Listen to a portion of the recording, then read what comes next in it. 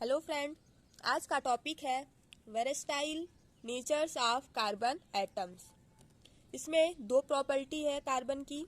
First है catenation और second है टेट्रावैलेंसी। टेट्रावैलेंसी क्या होता है? मीन्स 4 वैलेंसी वाला।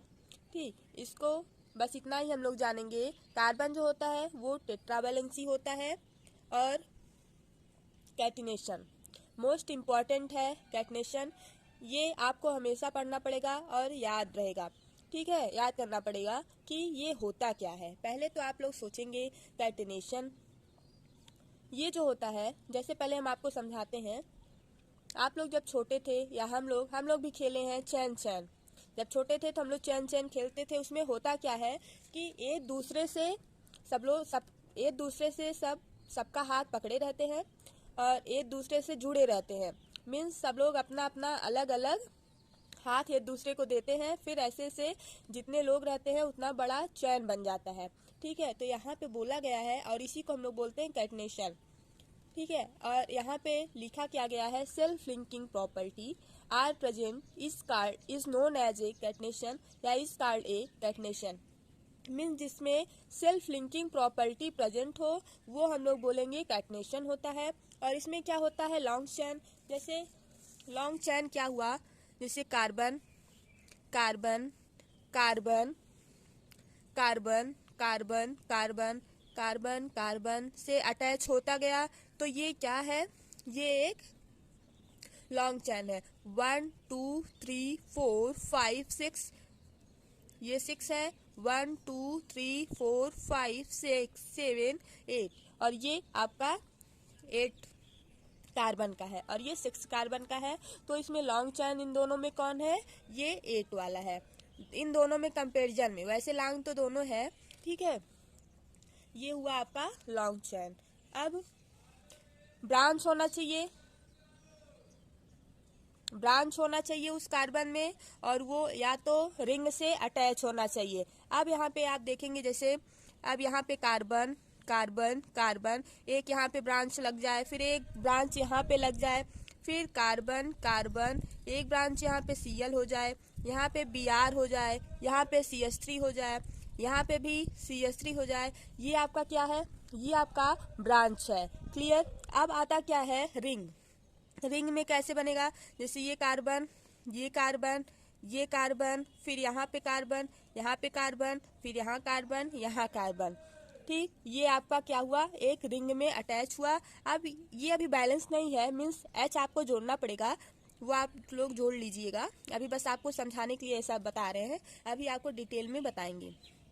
अब यहाँ पे देखिए ऐसे है, फिर यहाँ पे H है, यहाँ पे H 1 2 3 4 H H H H H H H H H H, ये आपका कंप्लीट हुआ। ठीक, ये आपका रिंग भी हो गया और इसमें ब्रांचेस भी हो गए। ये आपका क्लियर हो गया। आगे चलें। और यहाँ पे कार्बन एटम लिंक होता है सिंगल बॉन्ड से या डबल या ट्रिपल। और कार्बन जो होता है वो इस कार्बन कार्बन के बीच में जो बॉन्ड बनते हैं, जैसे यहाँ पे बन रहा है यहाँ पे बन रहा है, तो ये स्ट्रॉन्ग बॉन्ड बन जाता है।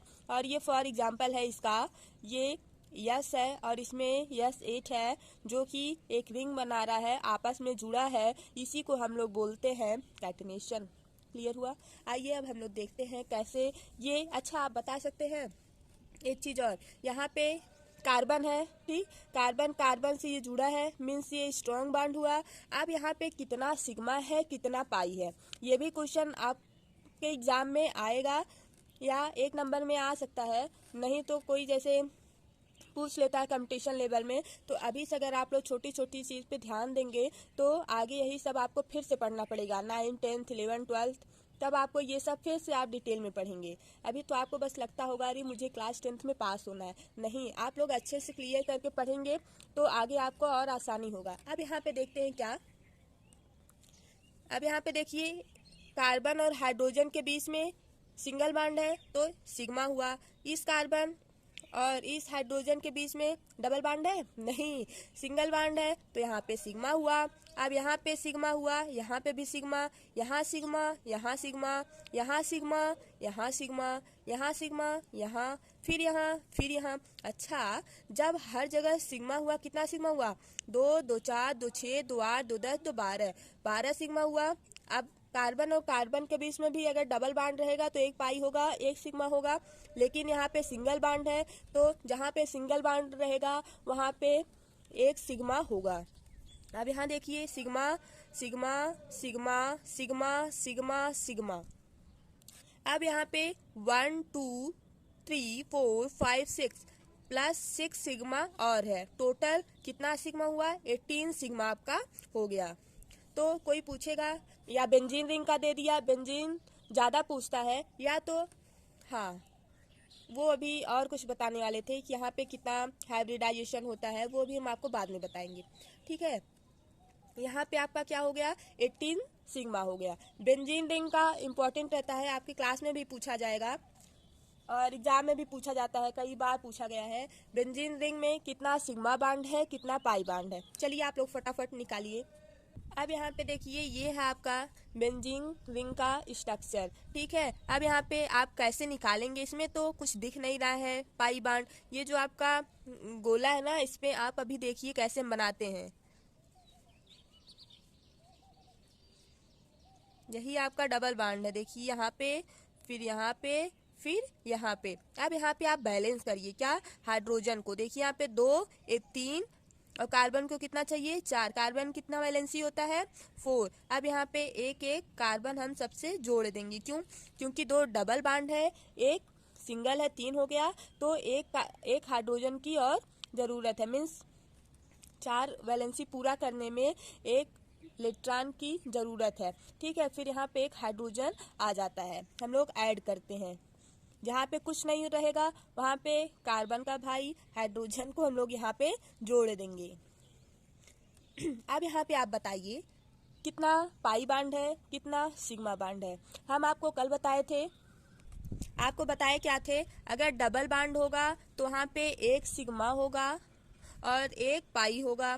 ठीक, अगर ट्रिपल बॉन्ड होगा तो 2 पाई होगा, एक सिग्मा होगा। अगर सिंगल बॉन्ड होगा तो आपका एक सिग्मा बॉन्ड होगा। ये इम्पोर्टेंट है, अब इसी को ध्यान में रखो। ये 3 पूरा मिला के 3 होगा, ये 2 होगा और ये 1 होगा। ठीक, अब यहाँ डबल बॉन्ड है तो यहाँ पे एक सिग्मा एक पाई।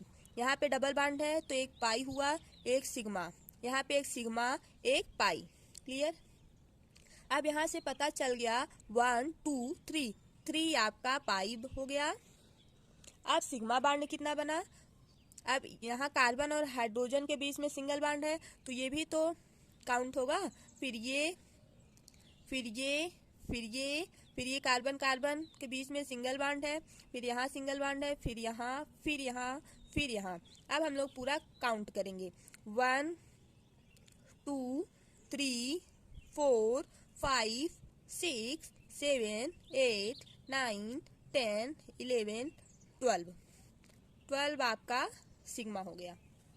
अब इसको आप लोग, अगर कोई पूछेगा टोटल कितना बेंजीन रिंग में सिग्मा बॉन्ड है, कितना पाई बॉन्ड है, तो आप डायरेक्ट बताएंगे। इसको याद कर लीजिए, 3 पाई बॉन्ड होता है और 12 सिग्मा होता है। देखिए आप लोग इसको ऐड मत कर दीजिएगा, 15 सिग्मा और पाई मत कर दीजिएगा, ऐसा नहीं होगा। जब भी पाई बॉन्ड आ गया, बस सिग्मा बॉन्ड से ऐड कर सकते हैं और पाई बॉन्ड से ऐड कर सकते हैं। दोनों आपस में मत ऐड कर दीजिएगा कि 15 pi sigma bond, total 15 pi sigma bond हो गया, तो ऐसा नहीं होता है। आप पाई बॉन्ड को अलग करेंगे, जैसे यहाँ पे लिखा गया 3 पाई बॉन्ड है और 12 आपका सिग्मा बॉन्ड है। तो आप लोग इसको लर्न कर लीजिए, इम्पोर्टेंट है, ये हमेशा पूछा जाता है और एनसीईआरटी का ही मेनली क्वेश्चंस है। चलिए आप लोगों के लिए ये होमवर्क है और इसका आंसर आप लोग निकालिए। उसके बाद कमेंट में फर्स्ट, सेकंड, थर्ड, फोर्थ, 5, 6, 7, 8, 9, 10 सबका आंसर आप कमेंट करिए। ओके, जो नहीं आएगा वो भी आप कमेंट करेंगे, ये नहीं आ रहा है, फिर उसको नेक्स्ट डे समझाया जाएगा। Okay, thank you guys, bye bye.